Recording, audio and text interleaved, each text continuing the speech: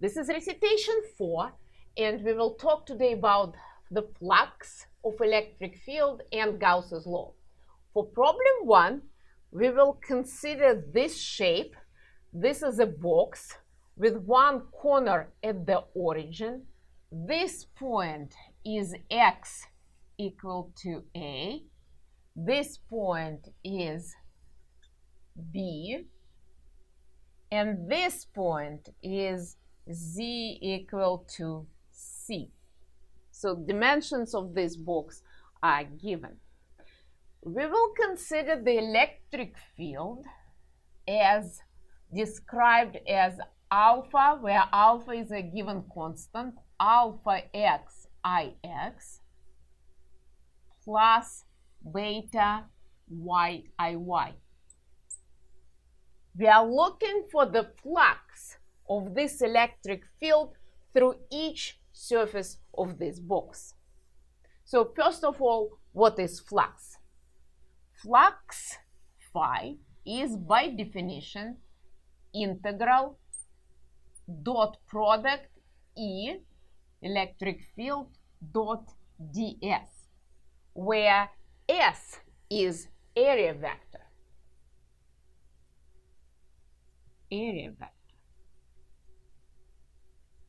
So let's find area vectors for all these surfaces. We will start with phi front.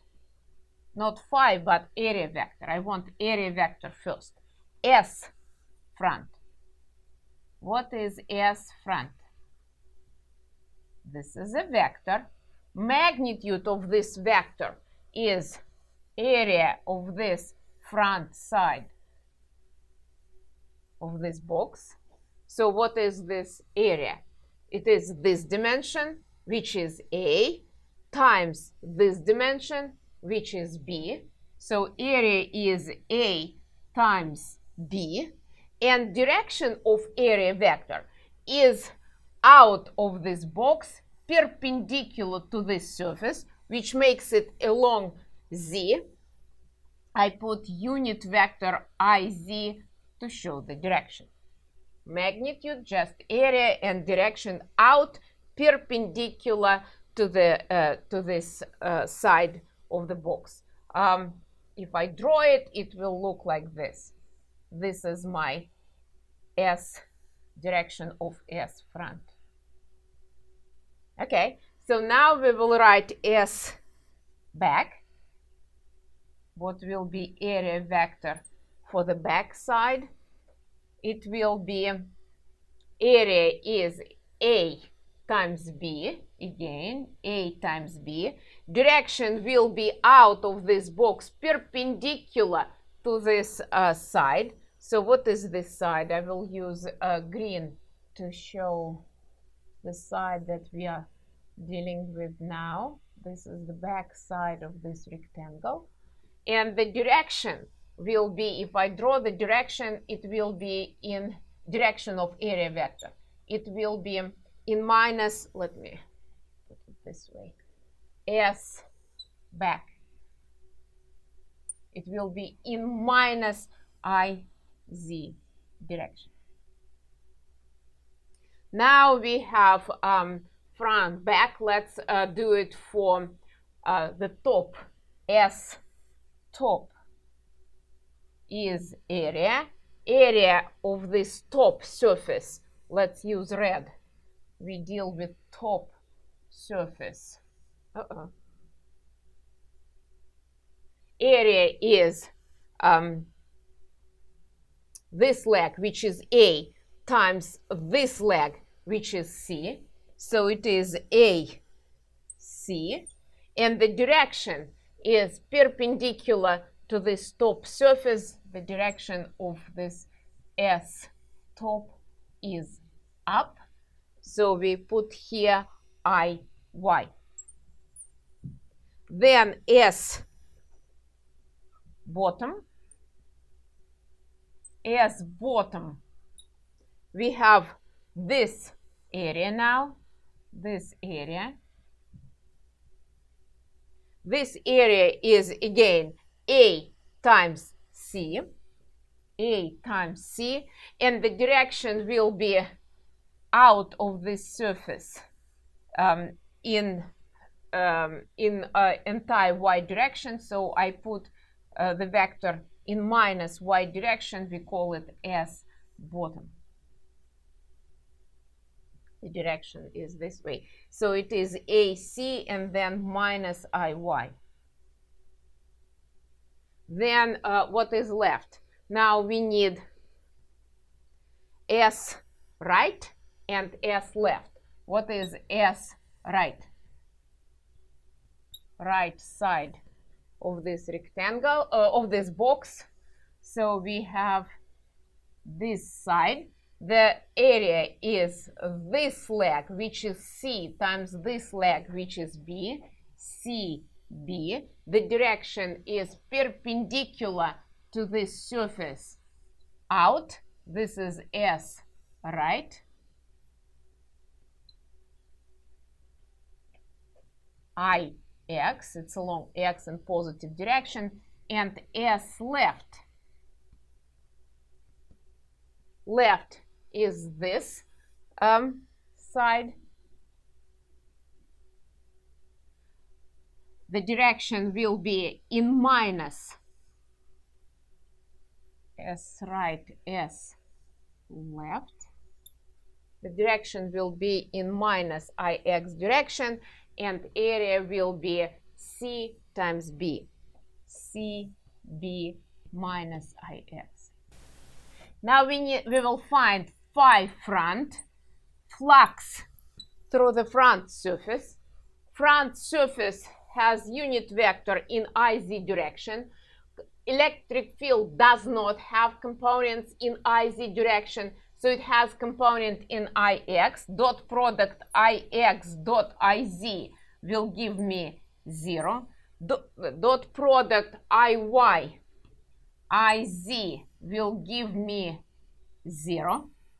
IZ will be 0. So flux through the front surface will be 0 because dot products, both dot products are 0. Okay, so what will be S back? For the same, what will be phi back? Phi back. Phi back, for the same reason, will be 0. Because when I take dot product E dot ds, I'm looking in parallel components because only parallel components will give me non-zero dot product. So I have Ix dot minus Iz. I have Iy dot minus Iz. Both give me 0, so phi back is 0. Now let's find phi, which one? Phi top. Phi top. What will be flux through the top surface? I have S top right here. Unit vector is in IY direction. So I'm interested in IY component of electric field because IX, IY will give me 0 and IY dot IY is 1. So I will have non-zero flux. Now electric field is beta Y, but let's look at this top surface. The whole top surface is located at YB. So Y is constant at each point of this top surface. I put beta B because Y is B.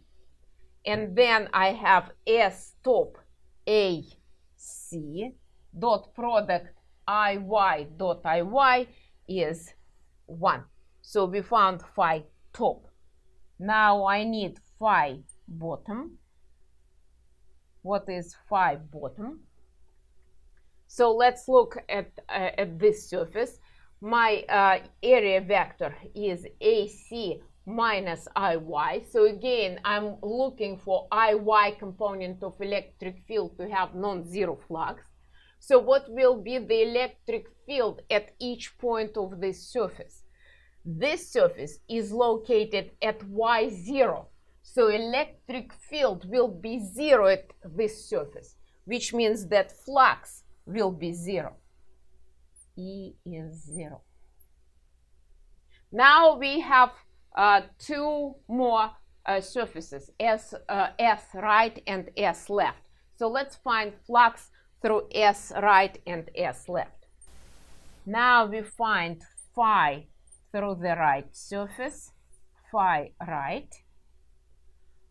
S right area vector is in Ix direction,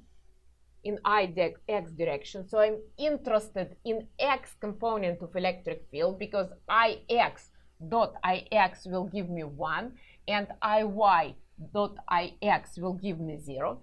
So this is my component of electric field, Ex, that I'm looking for, I'm interested in.